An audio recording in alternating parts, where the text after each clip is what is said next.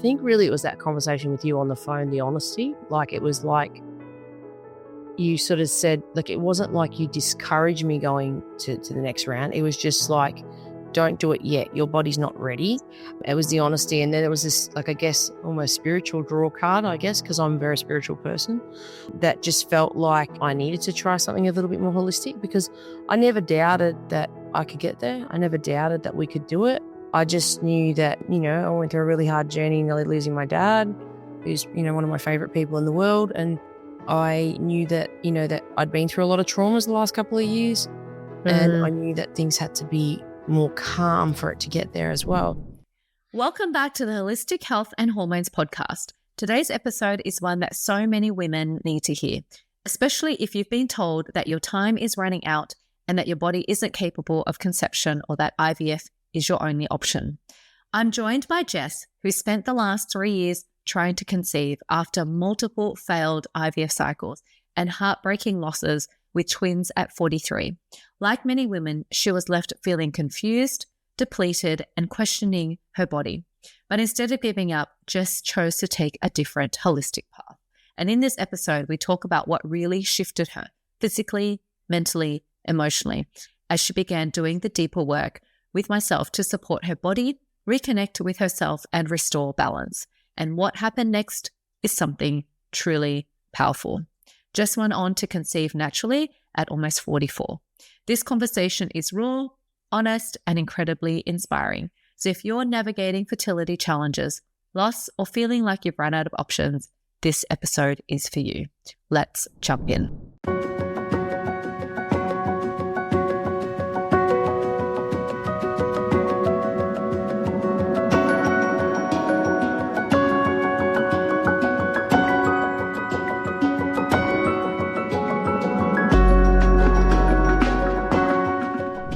Hello and welcome to the Holistic Health and Hormones podcast. Today, I'm excited to have Jess Ricks with us today, who is a 45-year-old woman and has spent the past 3 years on a deeply emotional fertility journey.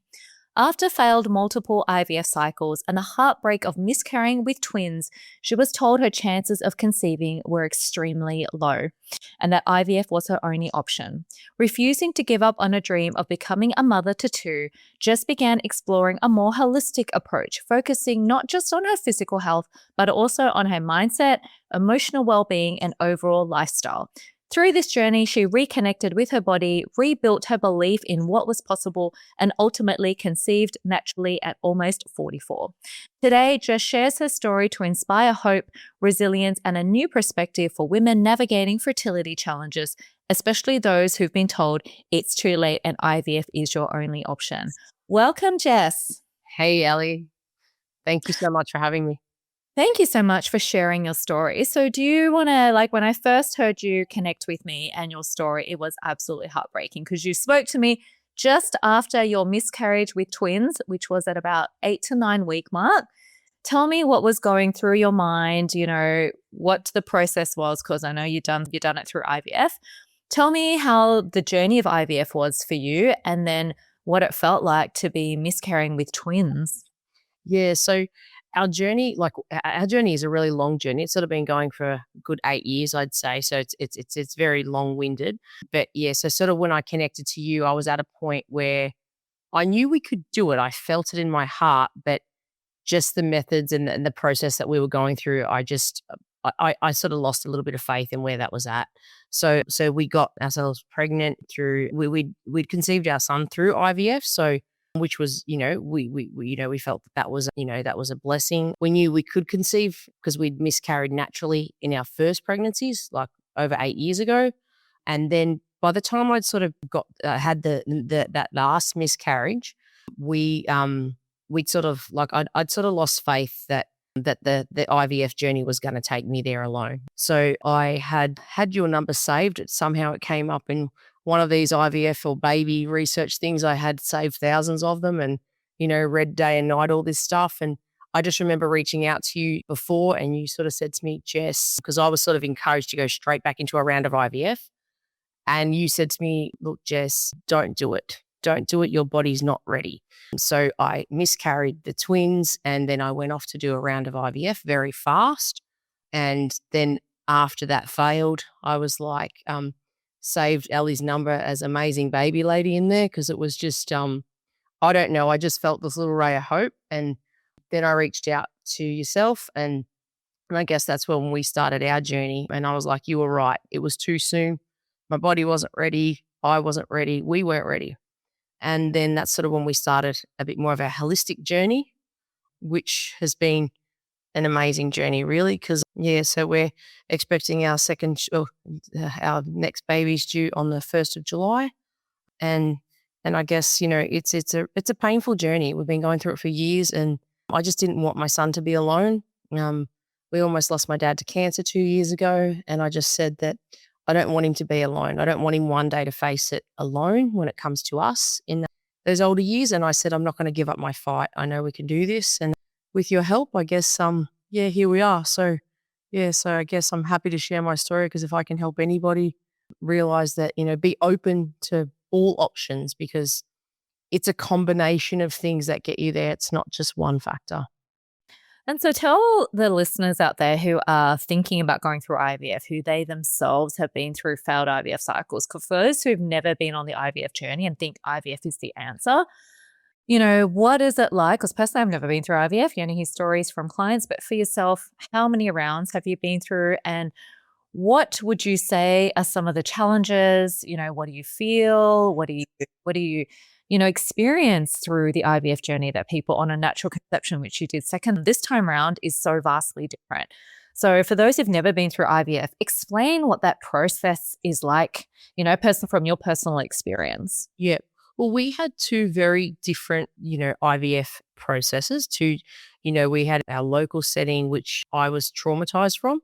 I was overstimulated, hyperstimulation. So basically, it was a really horrible experience, but I didn't know because it was my first time going through IVF. So obviously you're on a series of, needles. They boost your hormones up, So first we did an egg retrieval, which was successful. We then, at the time, I wanted to do genetic testing because we kept miscarrying naturally. So we went to do genetic testing. And then we sort of we had one that we were ready to do a transfer on that sort of didn't quite make it through genetic. Then we went into a second round.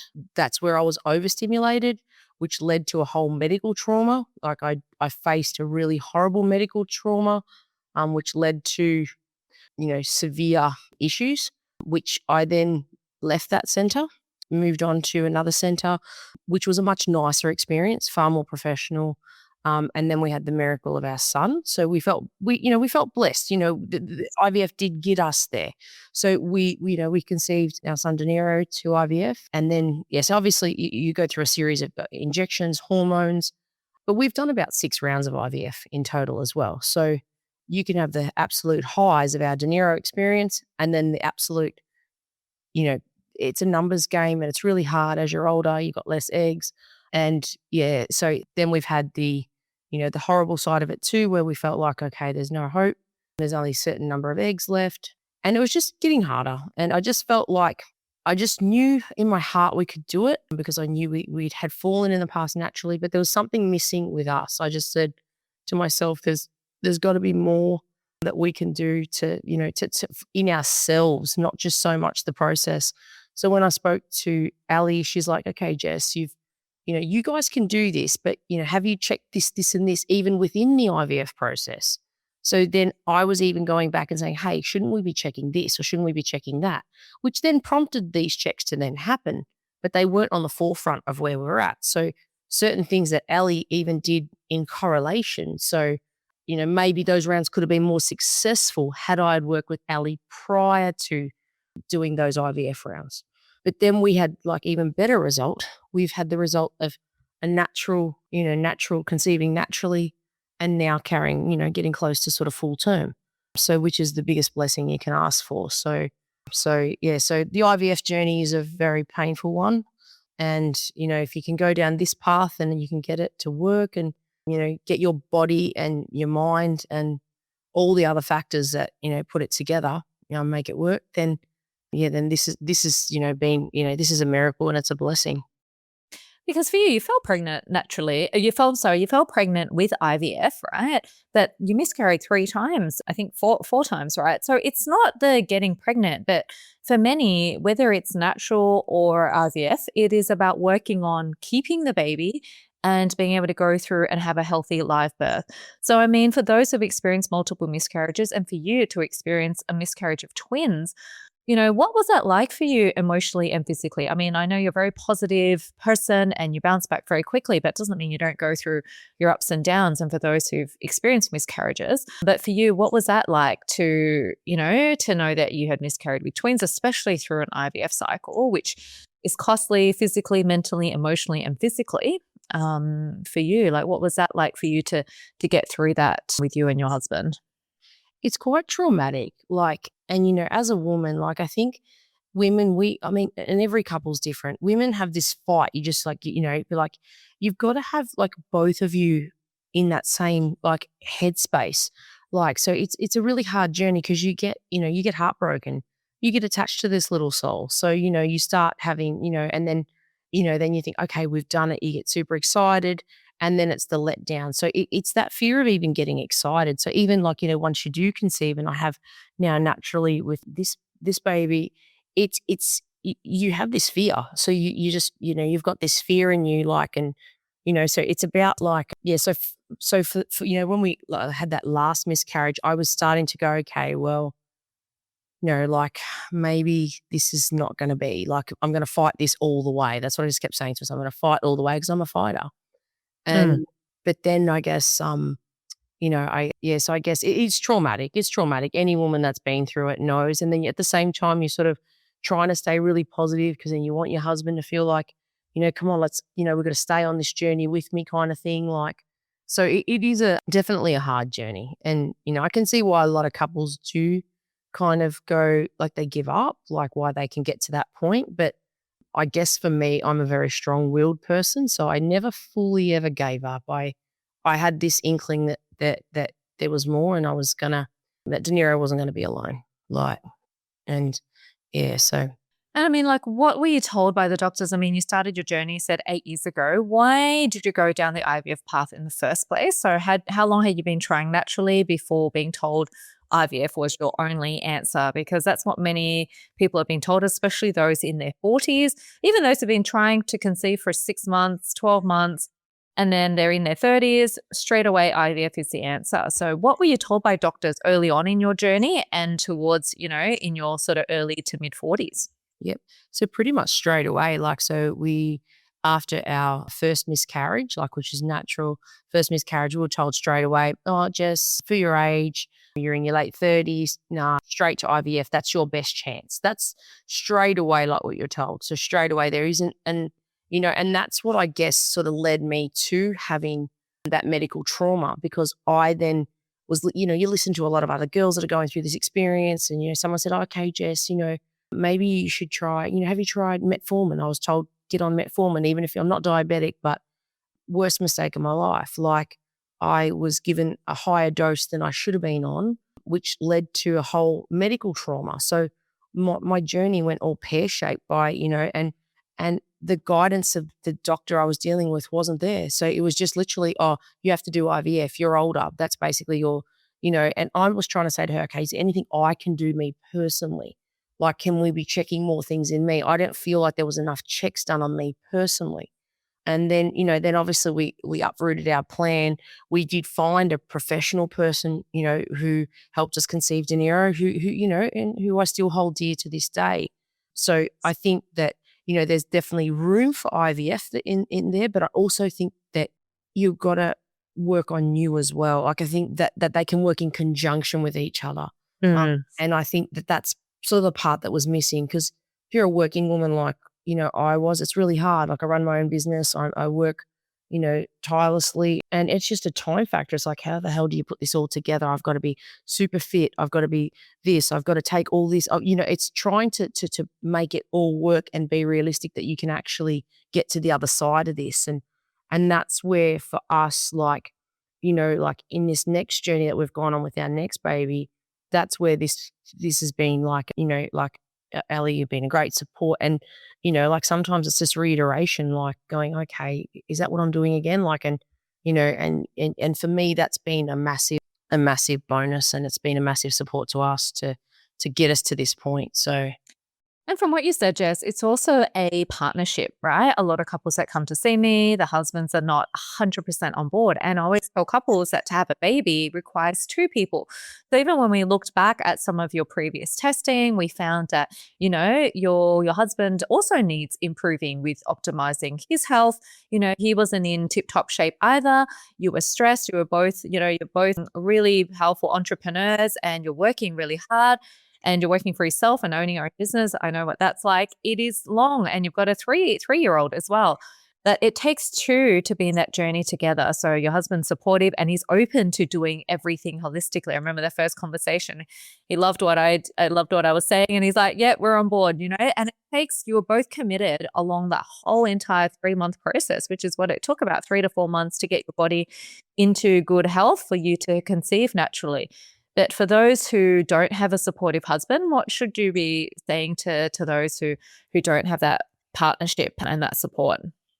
I really think like it's something like, and I know for men, it's kind of like we will automatically go, oh, it's us. We're at fault. Like it's natural for a woman to go, it's us. But I think it's really important, and not to sort of like, attack your partner, but I think go about it in a way that you really got to, it is a together thing. Like it really is something that you got to go, okay, well, let's go get all of this stuff checked, because why torture ourselves going through an IVF or spending money on this? Because we're actually throwing our money down the toilet if we haven't got all these other factors together. So I think for us, like we'd been through so much, and James was really open. He was like, when I was like, I feel like, I don't want to go do another round of IVF. This lovely lady, Ellie, told me, don't do it. Just wait, try and get yourself, then if IVF is the right path, yes, we'll take you down that road, but let's work on this other stuff. And he was kind of like, okay, because you could see how painful the journeys are. Like you fall pregnant, because you can get pregnant, but then, you're miscarrying them, and then that's heartbreaking. So we didn't want to keep going through that cycle. We knew time was not on our side. So we had to, we had to be fast as well. And you kind of got to, when you're under that time clock pressure, you got to, you sort of got to take that out of your head too, to a degree. You kind of got to go, okay, what is this about? This is about, for us, it was about completing our family, and for some family member, some couples, it might be like they want their dream of having that first child, like, or having a child. So, yeah, so I definitely think like if you can do it in a way that is not like saying, hey, this is you, this is not actually me, or vice versa, that you just go through the motions and go, hey, let's check these things. We're just going to have a better chance. Like, just a better chance. These are only health things. Like these are things that we're just checking. And at the end of the day, if nothing else, we're going to feel better. And how did those conversations impact your belief in your own body and what you need to do to change from where you were to getting the outcome that you needed to have? Sorry, so ask that question again. How did those conversations, either between yourself and James or with yourself, impact your belief in that you could conceive, and shifting things in your own mindset? I think the conversation is sort of like, I think that is part of the journey, like going through that together. Like, and I think as a couple, like, well, it takes two to make a baby, and that's all there is to it. So I think if you can sort of get to that point where you're open about this, like for me, age, okay? So, and, for James, he had a couple of other factors we had to, deal with for him. So I guess, it was both of us, but I guess if we could both fix, I can't fix my age, I can't change that, but I can do things to improve, like, with the different meds you had me on that can help, assist that. So, so I think like bringing that together, it is a journey together. So I think, then you get to the miracle of this now and you realize, well, it really is a miracle what you can actually do when you sort of, work on both of you. And yeah. Yeah. So at what point were you feeling that IVF was just no longer an option and that you wanted to explore new things? That's sort of what you spoke to me. But at what point was that a turning point for you? Was it after the second miscarriage? Was it that like, look, enough is enough. I don't want to do another repeated round? Because after you spoke to me and had double rounds of IVF, what was that sort of next step for you going, okay, am I going to keep going? Because some people will do round after round and not get the success that they are looking for, right? So for you, at what point were you feeling that IVF is no longer something we're going to do at the moment and to look at other options? Yeah. It was sort of after that last miscarriage. It really was. I was kind of like, I wasn't like, hey, I'm not going to do IVF. I wasn't at that point. It was more like, I know that we need to fix us before we bother doing this again. So even if we were to go down the IVF journey again, I knew that we had to work on that first because, like, that just reiterated, like, that phone call after we did miscarry and you said, "No, don't go into another round. Work on fixing you guys and checking all this stuff. Spend some time healing." Yep, healthy. That reiterated, I was like, if I'm gonna keep, I'm so determined, I would have just kept going and going and going. But Yes. that's not, that could have just led to more heartache and Yeah. ultimately giving up. If we probably went another 2 rounds, we probably would have said, "That's it, let it go. You've got your son and be happy with what you do have and, sort of let it go." But I just didn't want him on his own. So I guess looking at those other options was, it had to be that. Like, we had to find something else. Like, yeah, And otherwise. that's the thing, people who keep doing multiple rounds of IVF, and I've said it to many couples, there has to be a time where you have to stop and go, why can't you conceive naturally, right? What is the root cause that is stopping you from being able to conceive a healthy and natural baby? Like I said, IVF is only used for one, if you're getting a donor sperm or a donor egg, or you've got 2 block tubes. Really, if there is anything else that is a reason, and especially if it's unexplained, you need to be an investigator or find someone to help you investigate what it is that you can improve on both people. It's not just looking at one. Like I said, it's a lot of the time it's focused on the woman. They're saying, oh, it's their age, even late 30s, early 40s. Yep, it's your age. Sure, that is a contributing factor, but it's not the only factor. There is male-factored infertility, which, let me tell you, has been huge the last, few years. And if you haven't heard my podcast on that, please listen to that, because that is one of the biggest contributing factors of people going to IVF. For one, but lots of other things, inflammation. You were saying at the beginning when we had our conversation, you're like, look, I do need to lose weight. I've been stressed. That's another factor. We had you losing a good 10 kilos, getting super healthy. Every little bit counts towards being in optimal health, as well as for your husband as well. Yeah, definitely. And so sort of beyond conventional approaches, what initially drew you to a more holistic approach? I know you're quite a spiritual, holistic person, but what was missing? Obviously, the conventional approaches it's not a fit for everybody. And there are people that do need to look at that in conjunction with that. But for you, what initially drew you to that, holistic approach to health and fertility? I think really it was that conversation with you on the phone, the honesty. Like, it was like you sort of said, like, it wasn't like you discouraged me going to the next round. It was just like, don't do it yet. Your body's not ready. It was the honesty. And then there was this, like, I guess, almost spiritual draw card, I guess, because I'm a very spiritual person, that just felt like I needed to try something a little bit more holistic, because I never doubted that I could get there. I never doubted that we could do it. I just knew that, I went through a really hard journey, nearly losing my dad, who's, one of my favorite people in the world. And I knew that, that I'd been through a lot of traumas the last couple of years. And I knew that things had to be more calm for it to get there as well. So I guess that, I knew that I needed to take a new approach. And, and I guess this was a nice journey, because I guess we did some more, it was healing as well. Like, we went through a lot of different parts to the program, and it was fantastic. Yeah. So it was really good for us as a couple as well. Yeah, because when you first started, what was some of the first key insights or the first things that you uncovered about yourself and your health that you hadn't really looked at or considered in the past sort of, 5 years? Yeah, I guess, for people that know me, I'm a real go-getter. So I guess I think I'm invincible. And sometimes, it's just taking that time to, look at yourself and your journey and going, okay, like, we did different therapies with you, which were really interesting. And it's about, like, letting go certain things as well. So not holding on to everything. I hold on to everything very tightly. So I think it was a journey of, acceptance, letting go, and yeah, and kind of letting, I guess, your fate and if, having faith as well. I set myself a goal with you when we did our timeline therapy. And I just was adamant that it was before Christmas last year, we were going to be there. And that was my You goal. had it in your own mind. You're like, I'm going to get pregnant before Christmas because I've got to go and I've got to be pregnant by the time it's Christmas time. You even set your own goals, right? So, I mean, what surprised you most about your body and your fertility in the last sort of 6 months? I guess I guess we did it. So it's sort of like, and this baby's coming really fast. Like it's, 2 Due months. in less than 2 months. Yeah, 6 weeks. Yeah. And I feel like, today the hospital sent me my, papers to, get ready for the hospital. And it's like, wow, I think, yeah, it's like, wow, we did it. So I think it's excitement really is the feeling I have. And I guess I sort of lost my way with the question a little bit, but it's just really like, I guess having faith. I think for me, having faith and, faith in the journey, faith that, God will prevail for us and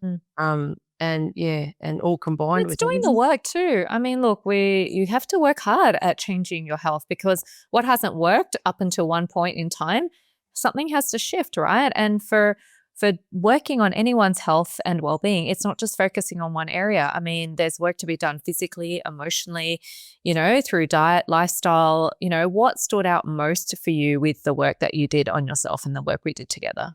I loved a lot of the vitamins, and obviously I've had to back off a few of them now whilst I'm pregnant, but some I know I'm going to continue to take for life because I felt the difference on them.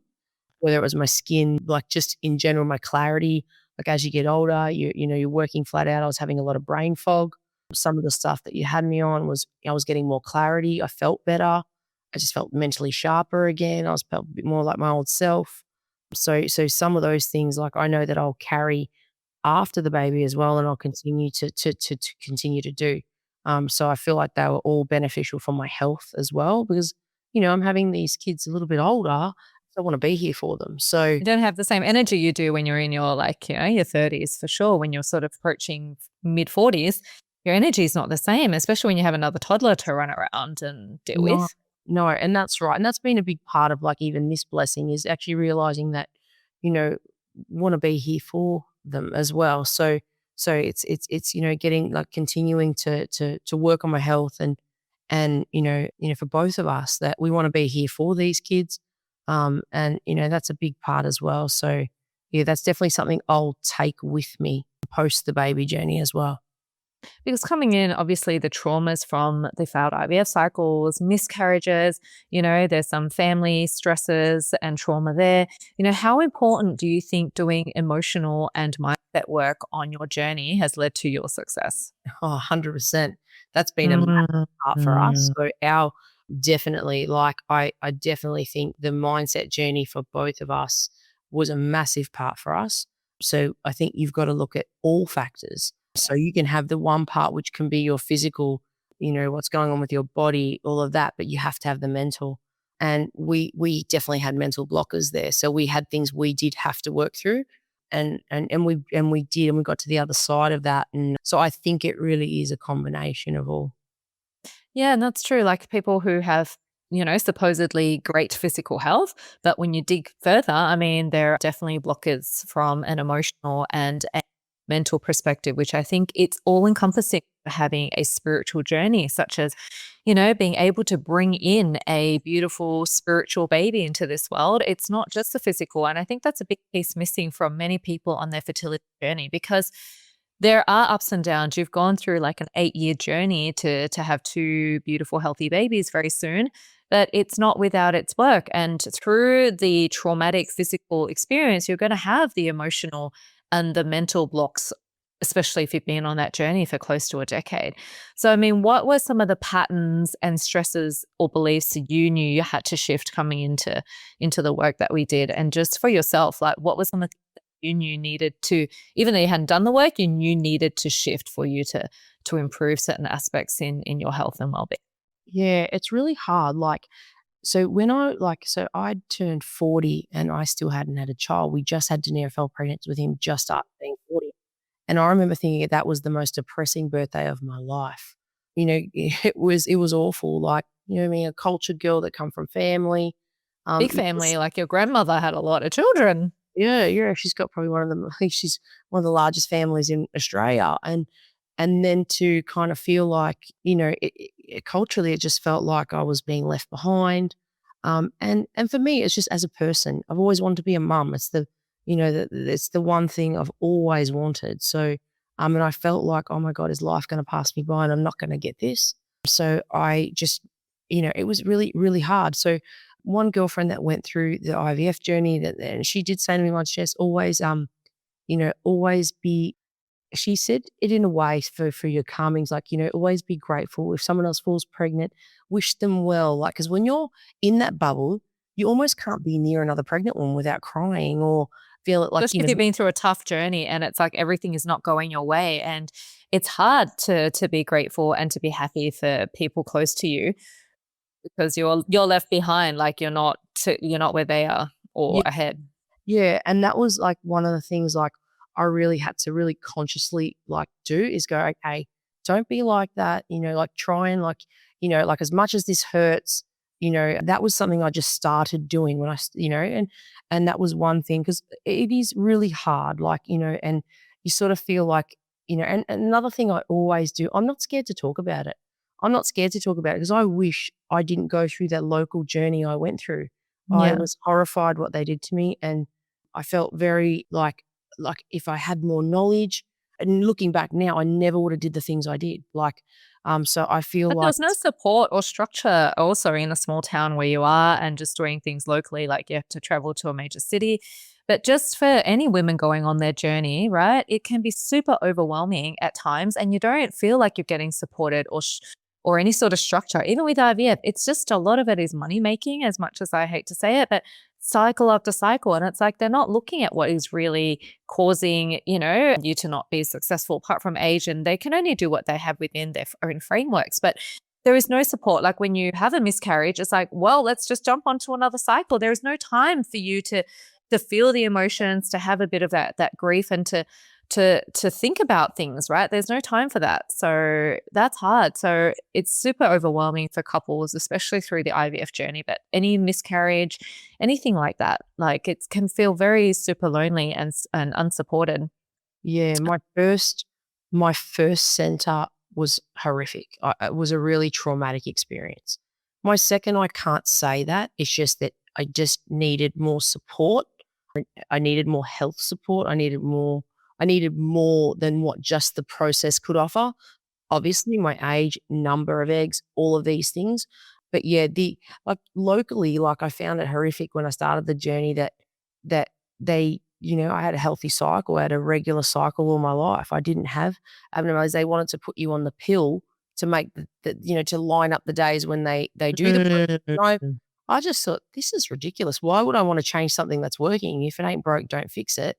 And I couldn't understand it. Like, so I was just like, I didn't like any of like, there was a lot of parts of the process. I just thought, no, this isn't this isn't right for me. This isn't right for me. So I guess, yeah, me looking back at the journey now, like I think that, so if I meet a young girl, I say to them and they're on their own, I say, look at this, don't wait, like, because you think, you got forever, but the one minute you're 30 and the next you're 40, and it's just like, then your window's gone. And, having my son as being the biggest gift of my life. And, if other women can get to that, that's definitely something I'd say it's worth fighting for. But if you can be smarter about your fight and get the right team early, then definitely get onto people like Ellie that can actually help support you and prepare you for it so that your body and your mind is ready, to take on that journey.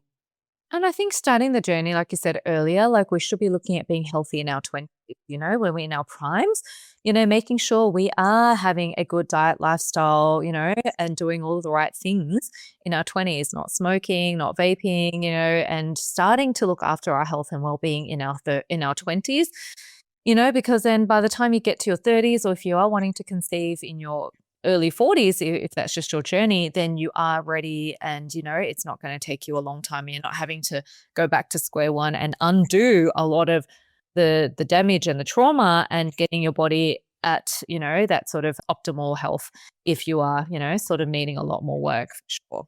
Yeah, definitely. Definitely. And so I guess, how did your relationship with your body change through this whole process? Like, was there any sort of things that, any transformation that you had to, tell yourself, anything that you specifically changed with your own body, and that through this whole process, even if it's in the last 8 years, like what was that relationship like with your body? Yeah, I think I was angry because I never drank, I never smoked, I was pretty much a clean skin kinda girl. Yeah. I was angry because I was like, "Well, why are you making this hard for me?" Like, if you meet your partner later in life or however your journey is, I was sort of angry, like, why couldn't it just happen, like, easily? And, maybe with a few tweaks of things I was doing or we were doing, it could have been a lot easier. I mean, hindsight. So Yeah. I think we, unless you've got the tool, you don't know till you start the journey because a lot of women go, okay, you don't look at yourself until you've got your partner.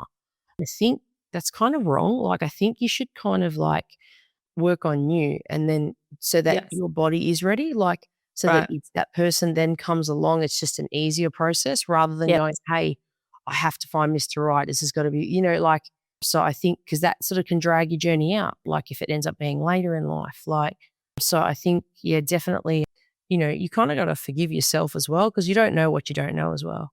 Like, Mm. but if you can get the right team or, the right support circle around you is definitely, I definitely would recommend it after being on a long journey with it.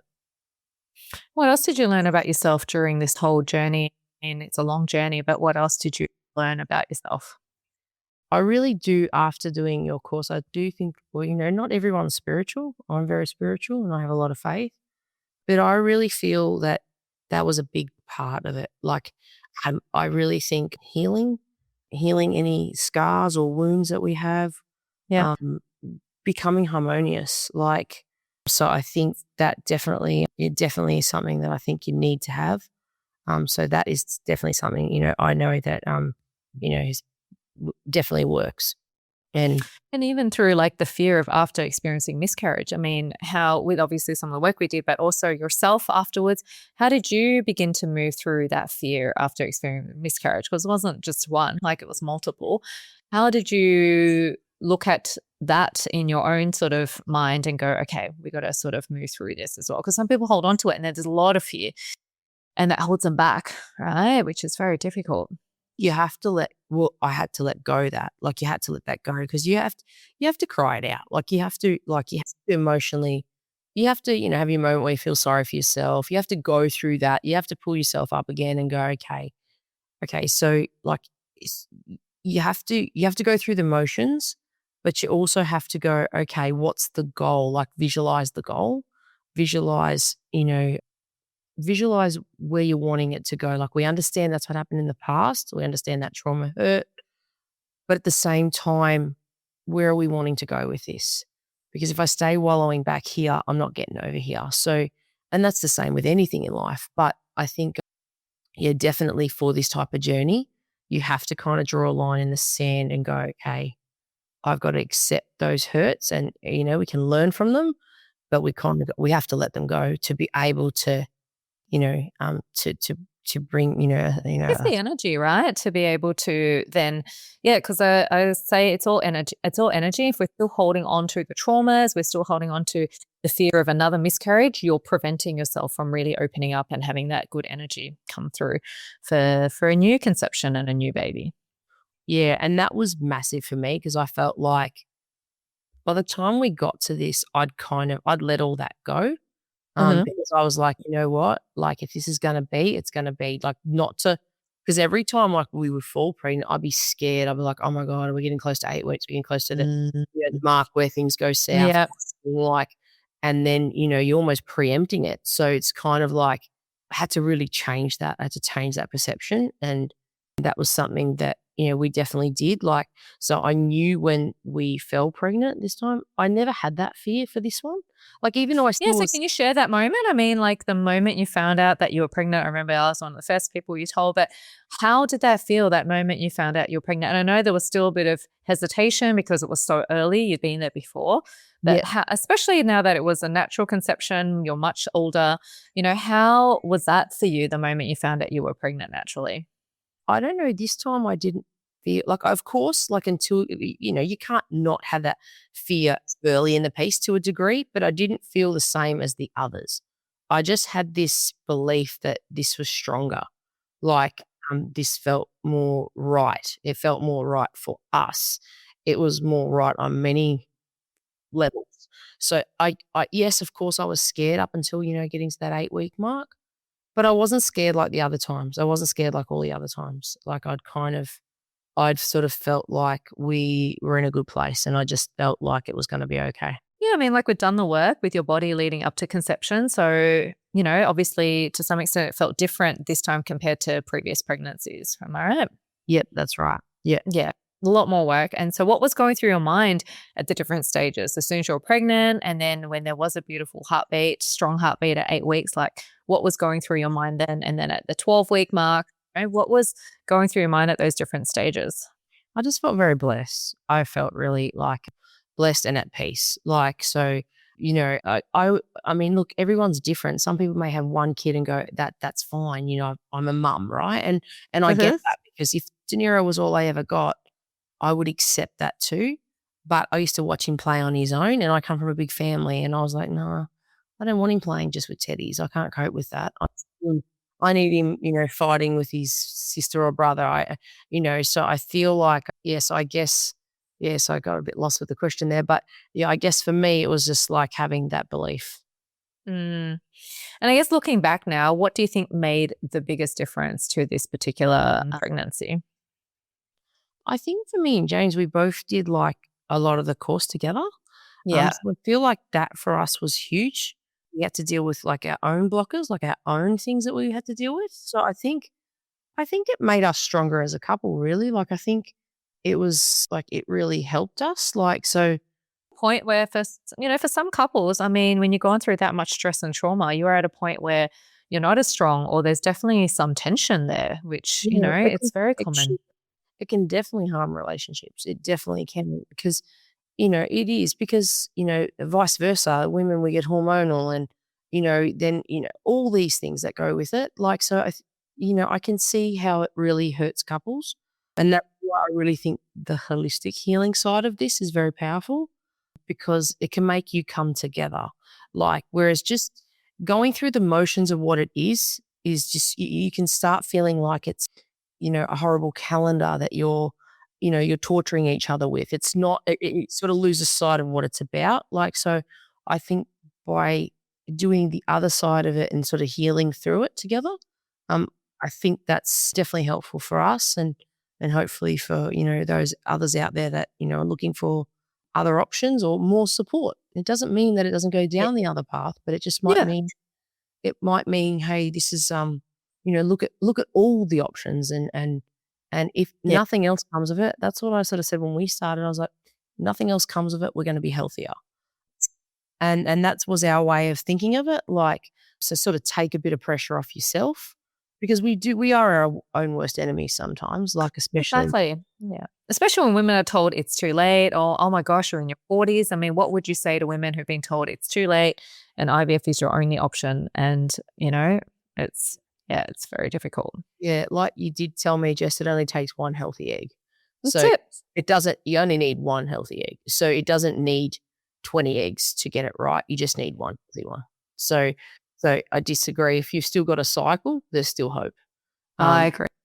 Yeah. and that's truly my belief, because yeah, that's definitely how I see it. And and there's proof, because the baby will be born in 2 months. So there definitely is proof. Mm. Yeah. And what advice would you give to couples navigating the fertility challenges together? You guys were so great. You really worked through so many things. So what advice would you give to other couples who are navigating, the long fertility journey together? Yeah, I think be open. Don't blame each other. Be open. Like, try and get to the point where, like, because you're going to have your version of it, your partner's going to have their version of it. Men and women, we're both very different, and we're meant to be for a reason. So I think it's just like you need to go through that. Like, and I think then if you can then come together and go, find your peace in it, like, and go, and like I said, like, if nothing else comes out of doing something holistic, which is just purely looking at your health, you're going to be healthier. So it can't harm anything. Nothing bad can come of it. So it can only be a positive thing. And then, if you're blessed and you can get through the journey together, then hopefully you get the blessing as well of a beautiful, healthy baby. Yep. Amazing. Thank you, Jess. Is there any last words that you'd love to, sort of instill onto the listeners who are going through this journey at the moment? Any last words? I think don't give up. Have faith.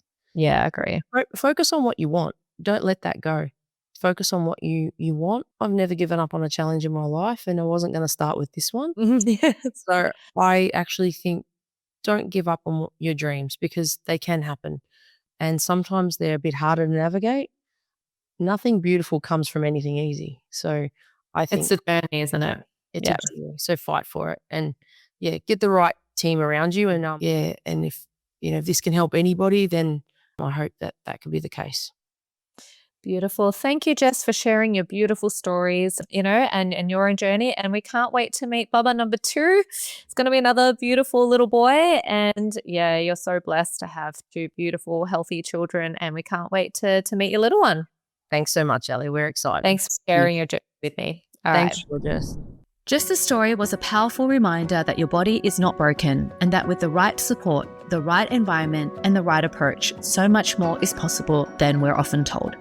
If you're listening to this and you feel like you've been stuck, overlooked, or told that this is just how it is and IVF is your only path, know that there are other paths.